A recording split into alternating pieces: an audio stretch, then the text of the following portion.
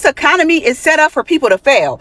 Gas prices are high as hell. Food is high. Food is not even lasting a whole week or 2 weeks. We're not going to even talk about vegetables. We're not even going to talk about fruit. Just to eat healthy is so more expensive than to eat unhealthy.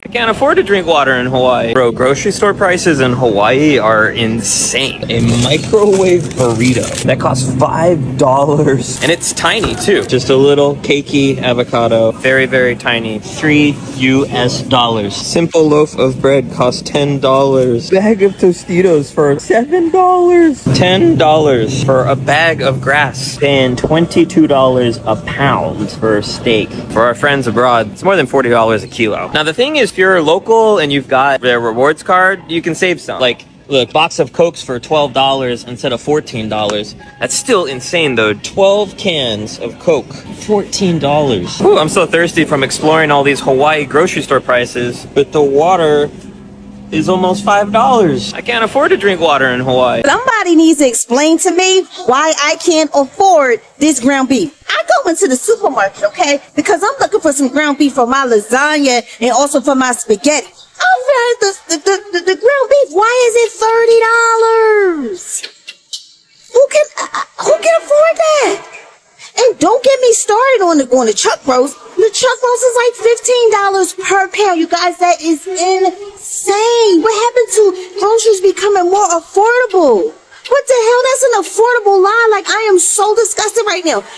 They're to cancel because I can't even afford the beef for the dang on lasagna. There's literally zero reason why beef, 2 pounds of beef, should be almost $30 in Michigan. That is for one meal to feed a family, $30 for the beef alone. Now imagine trying to afford to feed your family and survive and pay bills and everything, especially with groceries being that expensive on top of it, off of the minimum wage being $13.73. That is completely unlivable, and I don't understand how things are not changing. What would be crazy is if all these billionaires started doing something about things that aren't actually impacting them and realizing it's impacting so many other people, the majority. Does anyone else not enjoy going to the grocery store anymore? I walk in like in a good mood, and I leave feeling personally attacked. Why does the grocery bills in Michigan suddenly feel like a car payment? And the worst part is half the stuff doesn't even taste good. We're paying luxury prices for cereal that turns stale in 14 seconds. I feel like Smokey off of the movie Friday, because in Los Angeles, between Normandy and Weston, gas prices is $6.49 per gallon, nigga. Yeah, Chevron need they ass whooped. Yep, $6.49 for Supreme. The cost of living in America is becoming unsustainable. And for millions of Americans, they're wondering how they're going to survive this, because the cost of everything keeps on rising. Gas, groceries, rent, inflation is at worst, and Trump keep on blaming Biden and Obama for the bad economy. And recently he said he's not focused on Americans' financial situation. He is focused on preventing Iran from getting a nuclear weapon. So let's have a look. Trump just went on Fox News and doubled down on saying he doesn't care about the Americans and their financial situation. This was after 2 days of all the MAGA morons saying that they don't, that he was taken out of context, that he didn't really mean that.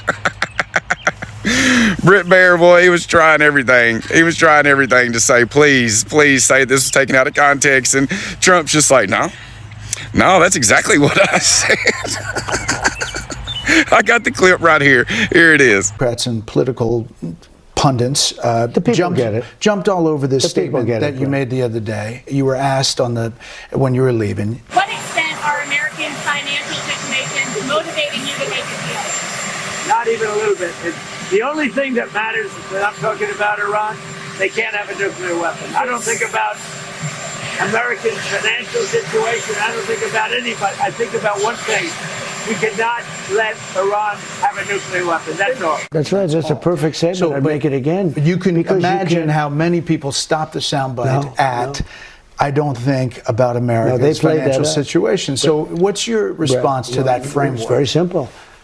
When people hear me say it, everybody agrees. Short-term pain. It's going to be short-term pain. but the pain is much less. He just makes y'all look like fools over and over and over again, and y'all just keep coming back to drink from the trough. I fucking love it. I fucking love it because y'all can't get enough of it, and I can't get enough of it either. Oh man, every day is something else. Y'all just have to keep saying it's okay, keep making excuses for him, and then he just comes right back over you and says, no, that's exactly what I did. That's exactly what I mean. What y'all gonna say? Is it AI finally now? Is that what y'all gonna say? Y'all be good. When Biden was president and gas prices were out of control, somehow Democrats said it wasn't his fault. But then when Donald Trump is president and gas prices are out of control, it is his fault? Yes. Let me explain. When Joe Biden was president, gas prices went crazy because Russia invaded Ukraine, a decision that Joe Biden did not make. When Donald Trump was president, gas prices went crazy because Donald Trump decided to go to war with Iran. So one guy started a war, and the other guy didn't. That's it. It's a cliche to use the phrase, I'm sick and tired, but I'm sick and tired of hearing MAGA Republicans, and especially Trump, talk about the Biden years as a disaster. Joe Biden, for the record, will go down as one of our great presidents. What's that? You don't believe me? Let me give you the quick summary, and then I'll go into some fleshing out the details. When you, Donnie Trump or MAGA, say Joe Biden's time was a disaster, which part do you mean?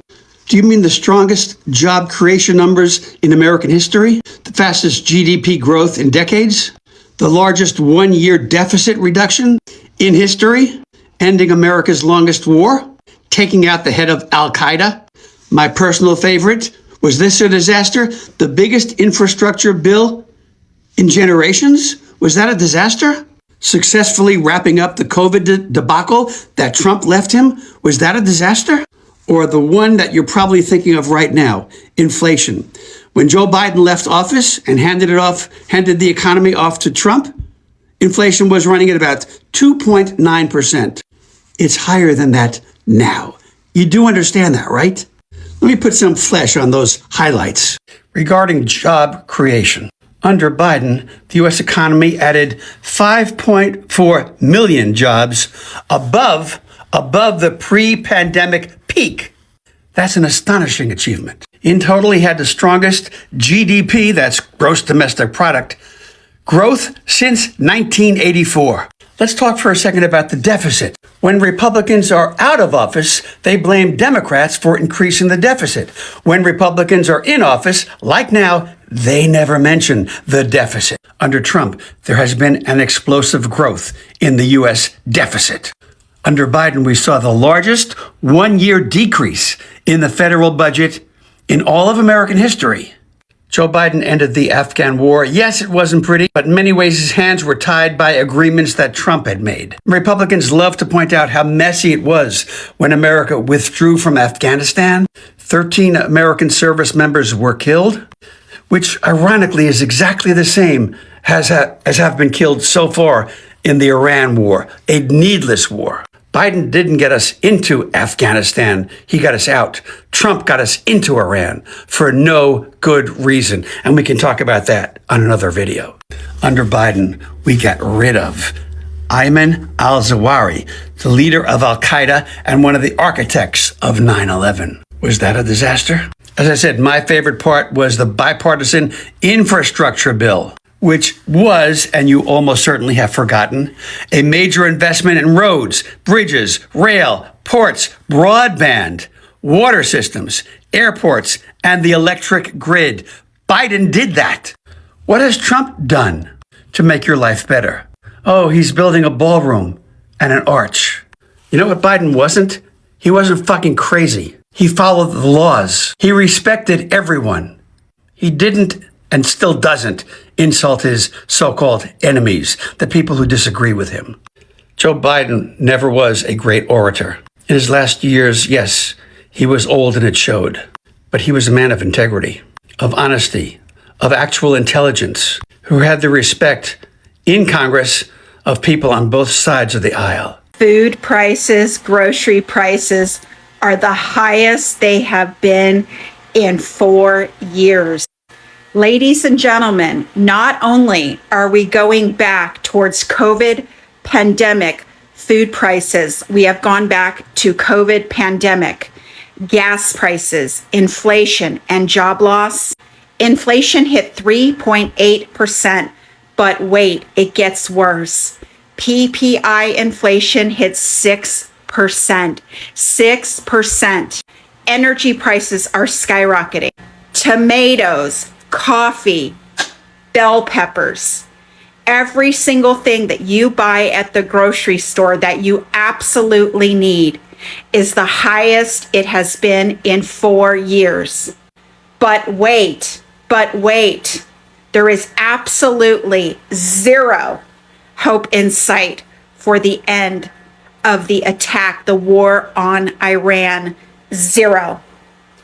And those prices are going to keep going up. They even exceeded economists' expectation. Will we have hyperinflation like we did the last time gas hit these prices 4 years ago? It was almost 9%. What do you think about Trump saying he doesn't care about the financial situation of Americans, Mother?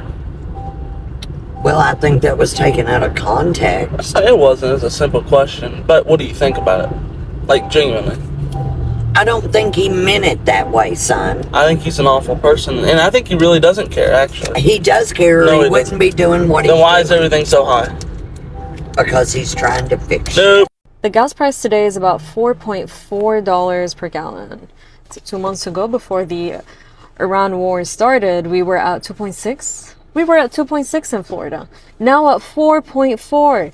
Do you understand the difference? Like, it's catastrophic.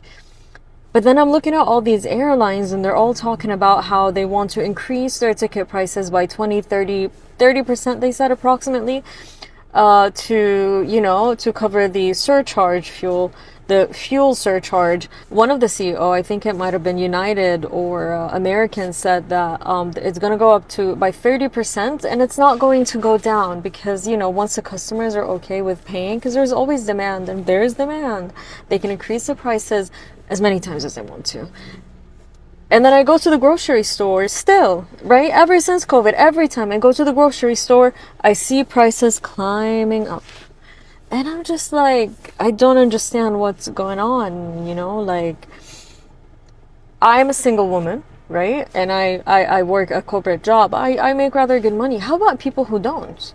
And who have families? Like, what are they doing? Working 2 jobs? And even if you're working 2 blue-collar jobs, are they still enough? And I guess the most important question is, why do you need to do that? Why can't you just have 1 job to cover you and your family? So some rich white men can become more rich.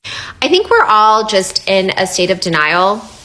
And I say this because cost of living is just unbearable in this country. And I think that no one's really talking about it because no one knows what to do or what to say. And our leaders don't give a what.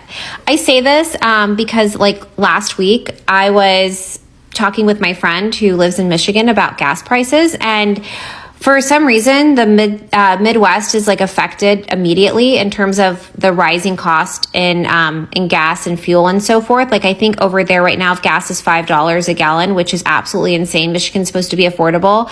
I live in the DC area. Gas here is $4.40. It's obviously going up. And obviously, we know big cities are not affordable, but for gas to be $5 plus in Michigan, that's wild. Michigan is supposed to be affordable. How are people living? I don't really understand what's going on in this country, and no one seems to care. There is no solution. Our leaders are not providing us with solutions, and people are struggling, and they're talking about struggling. But I feel because there's no solutions, they're just okay, well, let's charge it to a credit card, or let's just I don't know, get through the next few months and see what happens. And things are getting really scary, and they're getting really bad, you guys. I don't know. I just genuinely feel things are bad and there's no hope. I don't know what's going on anymore. And it's just crazy that the Democrats are our opposition party, and they're whatever, let's fight about Hassan Piker. What? This is insane. Absolutely insane. Donald Trump, this message is for you. Listen, you just said on Sean Hannity that we didn't need the Strait of Hormuz, that we don't need their oil and we don't need them. Then why don't you go ahead and lower our gas prices? Like, if we don't need these people this bad, then let's go ahead and get rid of them. We don't need them. Let's move on. But lower the gas prices for the American people. Mr. Trump, it's your job to do this. You can do a lot of things in Washington. You can put bans on stuff. You can lower gas taxes. You can get rid of it. You can do all these things. And you said that you've done them, but we're still not seeing that. It's time for you to wake up, Mr. Trump, and start doing your job. You work for the American people, and that's what you need to do. You've got plenty of money. Greed is the root of all evil, and you have a lot of greed. You've made over $4 billion since you've been in office, but you're still out here squeezing the American people. You've lost your base. You've lost the MAGA base. You've lost Megyn Kelly. You've lost Tucker Carlson. You've lost Joe Rogan. You're continuing to lose everything. You're going to lose these midterms. You're going to do all this, all because you care more about your pockets than you do the American people.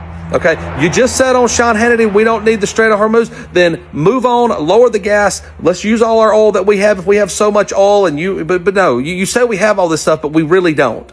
You just lie to the American people. And it's time to call you out on your lies. Politics become personal when people cannot afford to live. It stops being about campaign rallies, party slogans, and becomes about survival. Many Americans were promised relief, lower prices, more jobs, and prosperity. And many voters believe because they wanted relief. They wanted leadership that would focus on the struggles of ordinary people instead of endless political fighting. But many people are more frustrated than ever because the reality they are living feels completely different from what they expected. People are looking at the prices around and asking one simple question: how are we supposed to survive like this? Gas prices affect everything. When fuel costs rise, transportation costs rise, grocery prices rise, small businesses suffer, delivery costs increase, families that were already living paycheck to paycheck fall even deeper into financial stress. Then add rising rent, medical bills, insurance payments, electricity bills, and everyday necessities. That's why millions of Americans feel trapped in an endless cycle of working harder while falling further behind. And what makes people even angrier is a feeling that their struggles are no longer the main priority. Americans are watching politicians spend billions of dollars on global conflicts, spending more time talking about nuclear threats, while everyday citizens at home are drowning financially. Many people now say this is no longer about Democrats versus Republicans. It's about results. Americans care less about political excuses and more about whether they can afford groceries next week. They care less about blame games and more about whether they can fill up their gas tank without draining their bank accounts. Constantly blaming previous administration won't solve anything. People want solutions and relief. They want stability and honesty. They want leadership that understands the pressure of ordinary citizens that are going through every single day. So thank you so much for tuning in. Be sure to like, subscribe, and share. Have a good one. I'll see you in the next video.